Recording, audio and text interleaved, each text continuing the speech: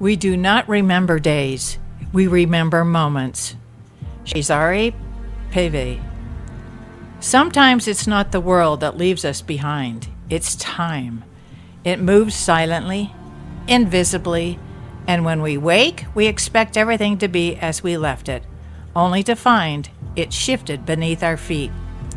In today's episode, we follow Rip not into the future, but into the past, or rather, the absence of it, the empty spaces where loved ones once stood, buildings now changed, the silence where laughter used to echo, and yet, in that silence, something remains. Rip returned to his village as a stranger. No one knew his face, and he barely recognized theirs. The world he once belonged to had moved on without him. His wife passed, his children grown, his country changed. Even the very tavern he once sat in had taken on new names and meanings. It would have been easy to crumble beneath that grief. But something in Rip, perhaps a quiet humility, kept him standing. You know, Chris, I've walked through that kind of silence before. After I lost my family, my friends, everything I thought mattered from the 25 years before and could lose nothing more, my health collapsed in a very big way. For a couple of years, I truly did not think I'd make it. I remember coming home from work, walking into a small apartment, no friends to speak of, just waiting for the next time I'd be hauled into the ICU, wondering if I'd leave the ICU in a body bag. Besides the sheer will to live, there was something else.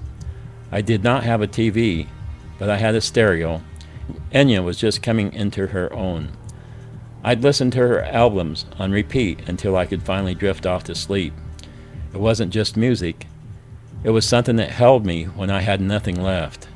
That quiet thread, unexpected, healing, kept me alive. That's such a powerful reminder, Dennis. It's often in our most fragile moments that we're given the gentlest gifts. Not to fix things, but to hold us, just long enough for the light to return. Rip sees the mountain unchanged. He hears the river's rhythm familiar. He watches children at play, just as he once had. These become his new anchors, and perhaps he becomes one too. We often think of awakening as gaining knowledge or insight, but sometimes it's about remembering what never left us, the stillness inside, the capacity to love, and the awareness that presence is enough. We do not need to reclaim the past to be whole again. We can stand, like Rip, in the present, grieving what's gone, grateful for what's left, and open to what's yet to come. Because no matter how much the world changes, something in us endures, and that is what we carry forward. So here's your invitation.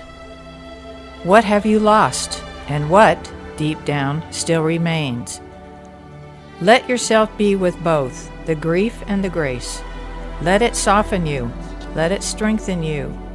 Because you are not alone.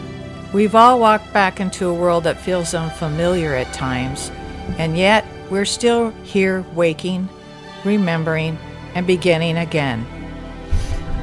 If this message resonates with you, we'd love for you to follow the podcast and walk this path with us.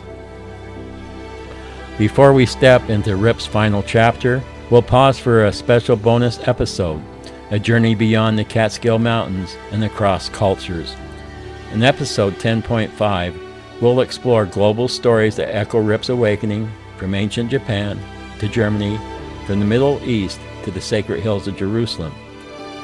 These tales remind us Rip was not alone. This path of awakening, of leaving and returning, is written into the soul of humanity. We'll see you next time for that bonus reflection, and then the path continues in The Village Beyond the Veil.